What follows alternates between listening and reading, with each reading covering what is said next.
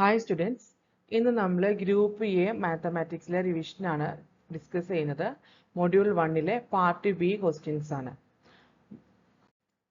First question, using Gauss elimination method, solve the linear system x plus y minus z equal to 9, 8y plus 6z equal to minus 6, minus 2x plus 4y minus 6z equal to 40.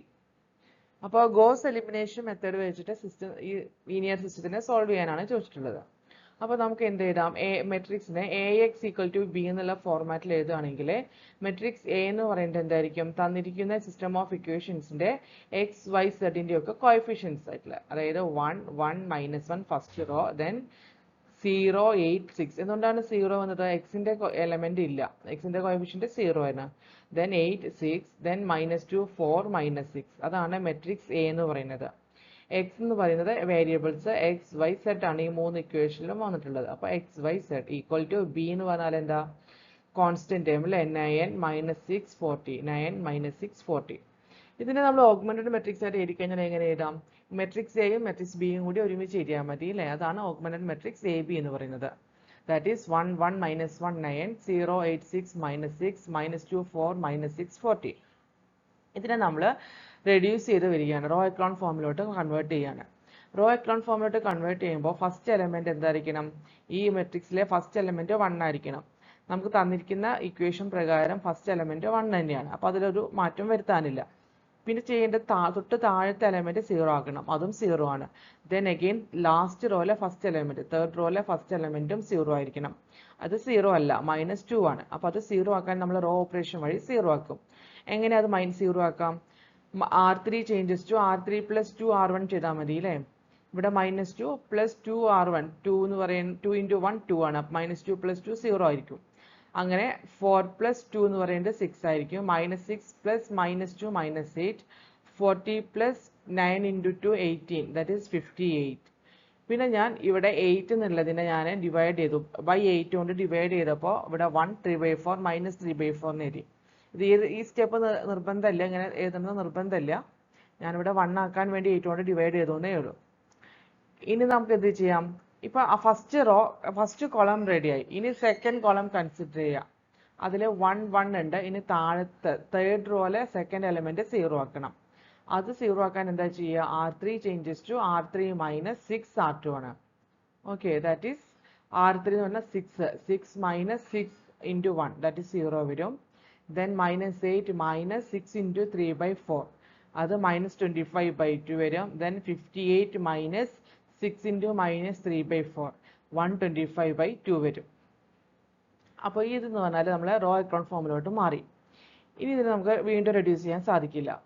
അങ്ങനെ ആകുമ്പോൾ നമുക്ക് എന്താ വേണ്ടത്? X Y സെഡിന്റെ values ആണ് കിട്ടേണ്ടത് അല്ലേ? അപ്പോൾ നോക്കൂ, ഇതിൽ റാങ്ക് ഓഫ് എ ബി എത്രയാണ്? എ ബി എന്ന ഈ ഓഗ്മെന്റഡ് മെട്രിക്സിന്റെ മൊത്തം റാങ്ക് എന്ന് പറഞ്ഞാൽ നമ്പർ ഓഫ് നോൺ സീറോസിന്റെ നമ്പർ ആണ് റാങ്ക് കൊണ്ട് ഉദ്ദേശിക്കുന്നത്. അപ്പോൾ റാങ്ക് ഓഫ് എ ബി എന്ന് പറയുന്നത് 1 2 3 അല്ലേ? 3 റോയിലും നോൺ സീറോ എലമെന്റ്സ് ഉണ്ട്. അപ്പോൾ റാങ്ക് ഓഫ് എ ബി 3 ആണ്. റാങ്ക് ഓഫ് എ എന്ന് പറയുന്നത് ഇവിടം വരെയേ ഉള്ളൂ. ലാസ്റ്റത്തെ കോളം എന്ന് പറയുന്നത് ബി ആണ്. അപ്പോൾ ബി കൺസിഡർ ചെയ്യേണ്ട, എ മാത്രം കൺസിഡർ ചെയ്താൽ മതി. അതിന്റെ റാങ്കും 3 തന്നെയാണ്. അതായത് rank of A B equal to rank of A ആണ്, which is equal to number of unknowns 3 അല്ലേ? നമ്മൾ എക്സ് വൈ സെഡ് എന്ന് പറയുന്ന 3 അൺനോൺസ് അല്ലേ ഉള്ളത്, അതിന് ഈക്വലന്റ് ആണ്. അപ്പോൾ ഈ കണ്ടീഷൻ പറയുന്നത് എന്താണ്? സിസ്റ്റം, ഈ തന്നിരിക്കുന്ന ലീനിയർ സിസ്റ്റം കൺസിസ്റ്റന്റ് ആണ്, അതിന് യുണീക് സൊല്യൂഷൻ ഉണ്ട്. അപ്പോൾ നമുക്ക് സൊല്യൂഷൻസ് ഏതൊക്കെയാണെന്ന് കണ്ടുപിടിക്കാം. തേർഡ് റോ നമുക്ക് എങ്ങനെ എഴുതാം? -25/2 × z equal to 125/2, that is z equal to -5 വരും. ഇനി ആ 5 z ഈക്വൽ ടു -5 എന്നുള്ളത് സെക്കൻഡ് റോ എന്നുള്ള ഇക്വേഷനിൽ സബ്സ്റ്റിറ്റ്യൂഷൻ നടത്തിയാൽ മതി. That is y + 3/4 z equal to -3/4. അതിൽ z-നെ -5 സബ്സ്റ്റിറ്റ്യൂഷൻ നടത്തിയാൽ മതി. അപ്പോൾ z ഈക്വൽ ടു -5 വരുമ്പോൾ എന്താ കിട്ടുക എന്ന് നോക്കാം. 4y + 3z equal to -3, that is z equal to -5 ആണ്. ദെൻ സിംപ്ലിഫൈ ചെയ്യുമ്പോൾ y ഈക്വൽ ടു 3 വരും. ഇനി ഫസ്റ്റ് റോ നമുക്ക് കിട്ടും x + y - z equal to 9. z -5 ആണ്, y 3 ആണ്. അപ്പോൾ x അതിൽ നിന്ന് കിട്ടും അല്ലേ? x equal to 9 - 8 equal to 1. That is solution to the system of equation is x equal to 1, y equal to 3 and z equal to -5. ഇതാണ് goes elimination method പ്രകാരം നമുക്ക് കിട്ടിയ സൊല്യൂഷൻസ്. ഓക്കെ, ഈ ക്വസ്റ്റ്യൻ എന്ന് പറയുന്നത് ഒരു 4 മാർക്ക് ക്വസ്റ്റ്യൻ ആയിരുന്നു കേട്ടോ. അടുത്തത് find the eigen values and eigen vectors of matrix A equal to 2 0 -1 4. അപ്പോൾ ഐഗൻ വാല്യൂസും ഐഗൻ വെക്ടറും കാണാനാണ് 2x2 മെട്രിക്സ് ആണ്. അപ്പോൾ ആദ്യം നമുക്ക് ക്യാരക്ടറിസ്റ്റിക് ഇക്വേഷൻ കണ്ടുപിടിക്കണം. ക്യാരക്ടറിസ്റ്റിക് ഇക്വേഷൻ എന്ന് പറഞ്ഞാൽ determinant A minus lambda I equal to 0 ആണ്. അതായത് 2x2 മെട്രിക്സിന് അതിന് കറസ്പോണ്ടിങ് ഇക്വേഷൻ എന്ന് പറഞ്ഞാൽ lambda square minus S1 lambda plus S2 equal to 0, where S1 is sum of main diagonal element. That is main diagonal element ഏതാ 2ഉം 4ഉം ആണ്. That is 2 plus 4 equal to 6. S2 എന്ന് പറയുന്നത് determinant A ആണ്, തന്നിരിക്കുന്ന മെട്രിക്സിന്റെ determinant. അത് എത്രയാണ്? 2 into 4 8 minus 0, that is 8 ആണ് ഡിറ്റർമിനന്റ്. അതിലേക്ക് ഈ S1 S2ന്റെ വാല്യൂസ് ക്യാരക്ടറിസ്റ്റിക് ഇക്വേഷനിലേക്ക് സബ്സ്റ്റിറ്റ്യൂഷൻ നടത്തി കഴിഞ്ഞാൽ lambda square minus 6 lambda plus 8 equal to 0 എന്ന് കിട്ടും. ഇതിനെ ഫാക്ടറൈസ് ചെയ്താൽ ലാംഡയ്ക്ക് 4ഉം 2ഉം ആണ് വാല്യൂസ് കിട്ടുന്നത്. ഇതാണ് തന്നിരിക്കുന്ന മെട്രിക്സിന്റെ eigen values, lambda equal to 2, 4. ഇനി ഐഗൻ വെക്ടേഴ്സ് കണ്ടുപിടിക്കണം. കറസ്പോണ്ടിങ് ഐഗൻ വാല്യൂസിന് കറസ്പോണ്ടിങ് ആയിട്ടുള്ള ഐഗൻ വെക്ടേഴ്സ് ഏതാണെന്ന് നോക്കാം. അപ്പോൾ ഐഗൻ വെക്ടേഴ്സ് കണ്ടുപിടിക്കാൻ എന്താ ചെയ്യുക?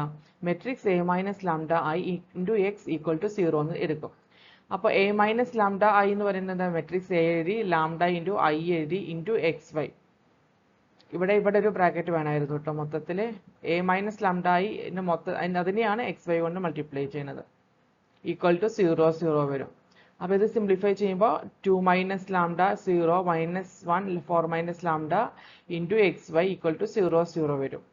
ഇനി ലാംഡ ഈക്വൽ ടു 2 ആകുമ്പോൾ എന്ത് വരും? ഈ equation 2 minus 2 0 0 minus 1 2 x y equal to 0 0. അപ്പോൾ രണ്ട് ഇക്വേഷൻ വരും.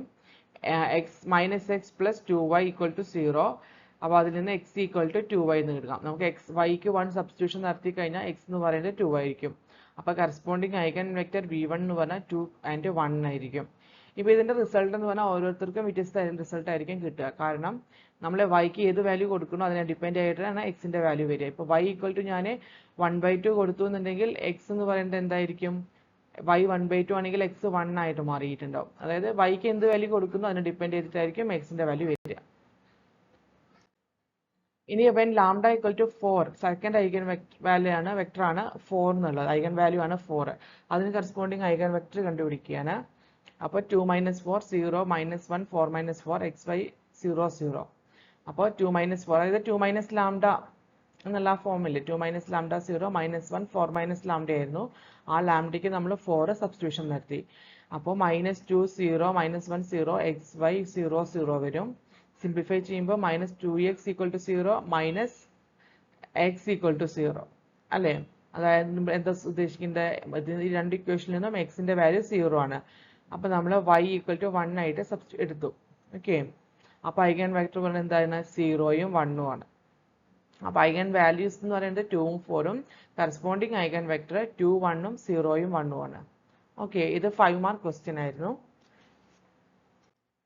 ഇനി അടുത്ത find the values of lambda and mu for which the system of equations x plus 3y minus 2z equal to 2 minus x plus 3y minus 2z equal to 4 2x plus y minus lambda z equal to mu has no solution, a unique solution, a one parameter family of solution. അതായത് നമുക്ക് തന്നിരിക്കുന്നത് ഒരു system of equations തന്നിട്ടുണ്ട്, 3 equations തന്നിട്ടുണ്ട്. അതിൽ lambda mu എന്ന് പറയുന്ന unknowns ഉണ്ട്. അതായത് ഈ അൺനോൺസിന് ഏത് വാല്യൂസ് കൊടുക്കുമ്പോഴാണ് നമുക്ക് സിസ്റ്റത്തിന് നോ സൊല്യൂഷൻ കിട്ടുക, ഒരു യൂണിക് സൊല്യൂഷൻ കിട്ടുക, അല്ലെങ്കിൽ ഒരു 1 പാരാമീറ്റർ ഫാമിലി ഓഫ് സൊല്യൂഷൻസ് കിട്ടുക എന്നുള്ളതാണ് ക്വസ്റ്റ്യൻ. അപ്പം നമുക്ക് ആദ്യം സിസ്റ്റം ഓഫ് ഇക്വേഷൻസ് എടുത്തെഴുതി, തന്നിരിക്കുന്ന സിസ്റ്റം ഓഫ് ഇക്വേഷൻസ് എടുത്തെഴുതി അതിൽ നിന്ന് കറസ്പോണ്ടിങ് ഓഗ്മെന്റഡ് മെട്രിക്സ് എഴുതി. ഓഗ്മെന്റഡ് മെട്രിക്സ് എന്ത് വരും? -1 3 -2 2 -1 3 -2 4 2 1 മൈനസ് ലാംഡ മ്യൂ. അതായത് കോഎഫിഷ്യൻസ് എടുത്തെഴുതുക, ആ കോൺസ്റ്റന്റേയും അതുപോലെ എഴുതുക. ദെൻ ഇതിനെ റോ ഓപ്പറേഷൻസ് നടത്തുകയാണ്. 1 3 -2 2 -1 3 -2 4 2 1 മൈനസ് ലാംഡ മ്യൂ ആണല്ലോ. അപ്പോൾ റോ എക്കോൺ ഫോം ചെയ്യുകയാണെങ്കിൽ എന്ത് വേണം? ആദ്യത്തെ ടേം 1 ആണ്, അപ്പോൾ അത് കുഴപ്പമില്ല, 1 തന്നെയാണ് വേണ്ടത്. രണ്ടാമത്തെ ടേം 0 വേണം, ഇത് -1 ആണ്. ഇത് 0 ആണെങ്കിൽ ഈ R1 ആയിട്ട് ആഡ് ചെയ്താൽ മതി. R2 changes to R2 plus R1. അപ്പോൾ ഇതിൽ ഈ രണ്ട് റോയും R1ഉം R2ഉം ആഡ് ചെയ്തു. That is 0 3 + 3 6 -2 + -2 -4 4 + 2 6. ഇനി ഇവിടെ തേർഡ് റോയിലെ ഫസ്റ്റ് എലമെന്റ് 0 ആക്കാൻ R3 മൈനസ് 2 R1 ചെയ്തു. 2 minus 2 into 1 0, 1 minus 3 into 2 minus 5, minus lambda into minus 2 into minus 2 minus lambda plus 4 mu minus 2 into 2 വരും. അപ്പോൾ മ്യൂ മൈനസ് 4. ഇനി നമ്മൾ എന്താ ചെയ്യാൻ പോകുന്നത്? ഇപ്പോൾ ഇവിടെ 1 ആയി. ഇനി ഇവിടെ ഞാൻ 6 ആണ്. ഈ 6നെ ഞാൻ 1 ആക്കുകയാണ്. അപ്പോൾ ഡിവൈഡഡ് ബൈ 6 ചെയ്തു. ഇനി ഇവിടെ നമുക്ക് എന്ത് വേണം? അതാണ് അടുത്ത സ്റ്റെപ്പിൽ ചെയ്തിട്ട് ഡിവൈഡഡ് ബൈ 6 ചെയ്തു. ഇനി ഞാൻ എന്താ ചെയ്യുന്നത് വെച്ചാൽ തേർഡ് റോനെ ഈ എലമെന്റ്, അതായത് നമുക്ക് ഡയഗണൽ എലമെന്റ് നോക്കുകയാണെങ്കിൽ 1 1, അപ്പോൾ അതിന് താഴെയുള്ള -5 എന്ന് പറയുന്ന ഈ ടേം 0 ആവണം. അത് 0 ഒക്കെ എന്ത് ചെയ്താൽ മതി? R3 changes to R3 plus 5 R2 ചെയ്താൽ മതി. ഇവിടെ -5 അല്ലേ, അപ്പോൾ പ്ലസ് 5 R2, ഇവിടെ 1 ആയ കാരണം പ്ലസ് 5 ആഡ് ചെയ്താൽ മതി. അപ്പോൾ ഇവിടെ 0 2/3 മൈനസ് ലാംഡ മ്യൂ പ്ലസ് 1 എന്ന് വരും. ഇതാണ് നമ്മുടെ റെഡ്യൂസ് ചെയ്തിട്ടുള്ള ഫോം. ഇനി ഇതിൽ നിന്ന് നമ്മൾ ഓരോ കണ്ടീഷൻ നോക്കുകയാണ്. നോ സൊല്യൂഷൻ കൊടുക്കുകയാണെങ്കിൽ എന്താണ് നോ സൊല്യൂഷൻ? എപ്പോഴും നമുക്ക് സിസ്റ്റത്തിന് ഒരു സൊല്യൂഷനും കിട്ടാതിരിക്കുക. അതായത് rank of A not equal to rank of A B, system is inconsistent ആകുമ്പോഴാണ്. സിസ്റ്റം ഇൻകൺസിസ്റ്റന്റ് ആവാന്ന് പറഞ്ഞാൽ rank of A not equal to rank of A B. That is rank of A not equal to rank of A B ആവണമെന്നുണ്ടെങ്കിൽ എന്ത് വേണം? 2/3 minus lambda എന്ന് പറയുന്നത് 0 ആവണം. ഇത് 0 ആവാനും പാടില്ല അല്ലേ? ഇത് രണ്ടും 0 ആയി കഴിഞ്ഞാൽ അതിൻ്റെ രണ്ടിൻ്റെ റാങ്ക് സെയിം ആവും. അപ്പോൾ ഒരെണ്ണത്തിന് 0 ആയിരിക്കണം, ഒരെണ്ണത്തിന് നോട്ട് ഈക്വൽ ടു ആണ്.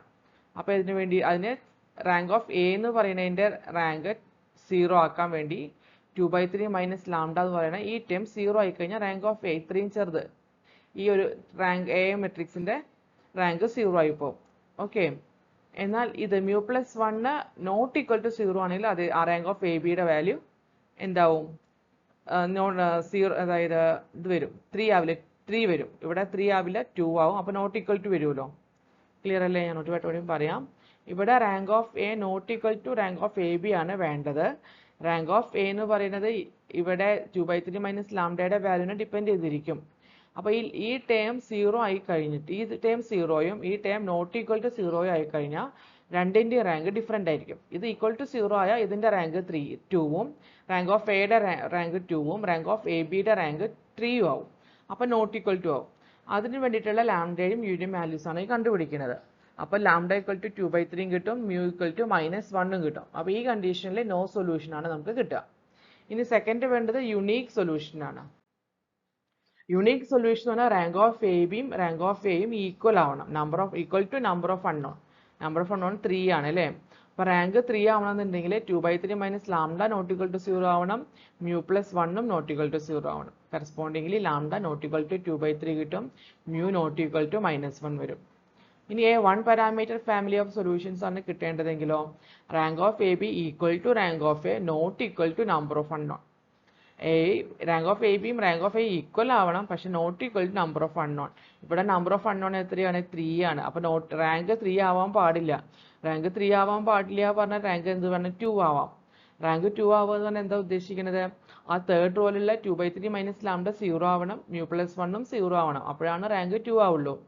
അപ്പോൾ കറസ്പോണ്ടിങ് ലാംഡ 2/3 മ്യൂ -1 ആയിട്ട് കിട്ടും. ഓക്കെ, അതാണ് നമ്മുടെ സിസ്റ്റം ഓഫ് ലീനിയർ ഇക്വേഷൻസിലെ ഓരോ കണ്ടീഷൻസിലും മ്യൂയും ലാംഡയുടെയും വാല്യൂസ് ആണ് നമ്മൾ കണ്ടുപിടിച്ചത്. ഇത് 4 മാർക്ക് ക്വസ്റ്റ്യൻ ആയിരുന്നു കേട്ടോ. ഇനി അടുത്തത് diagonalise the matrix. A equal to 3 5 3 0 4 6 0 0 1 if possible. മെട്രിക്സിനെ diagonalise ചെയ്യാനാണ് പറഞ്ഞിട്ടുള്ളത്.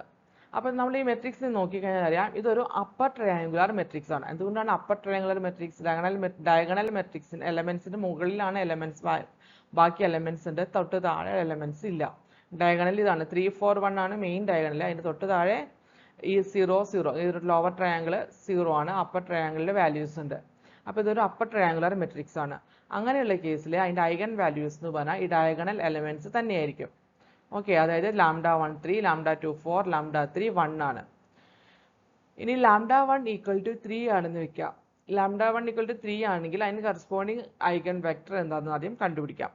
That is vector a minus lambda i into x equal to 0 കൊടുത്തു. That is 3 minus lambda. അതിൽ ഈ ഡയഗണൽ എലമെന്റ്സിലാണ് ഈ ലാംഡ i വരിക. a മൈനസ് ലാംഡ, ഇവിടെ 3 minus lambda, 4 minus lambda, 1 minus lambda വരും. 3 minus lambda 5 3 0 4 minus lambda 6 0 0 1 minus lambda x y z equal to 0 0 0. അത് ലാംഡയ്ക്ക് നമ്മൾ 3 കൊടുത്തു. ലാംഡ എന്ന് പറയുന്നത് 3 സബ്സ്റ്റിറ്റ്യൂഷൻ നടത്തിയപ്പോൾ 3 minus 3 0 4 minus 3 1 1 minus 3 minus 2 എന്ന് വന്നു. ഇനി ഇത് സിസ്റ്റം ഓഫ് ഇക്വേഷൻ, ഇതിൽ നിന്ന് നമുക്ക് സിസ്റ്റം ഓഫ് ഇക്വേഷൻസ് കിട്ടും. Minus 5y plus 3z equal to 0, y plus 6z equal to 0, minus 2z equal to 0. Minus 2z equal to 0 ആണ്, z 0 ആണ്. ഈ z equal to 0 എന്നുള്ളത് ഈ ഇക്വേഷൻ സബ്സ്റ്റിറ്റ്യൂഷൻ നടത്തിയാൽ y-ഉം 0 ആയിരിക്കും. x-ന് ഏത് വാല്യൂ വേണമെങ്കിലും വരാം. അപ്പോൾ നമ്മൾ x-ന് നമ്മൾ 1 എന്ന് ചൂസ് ചെയ്തു വാല്യൂ.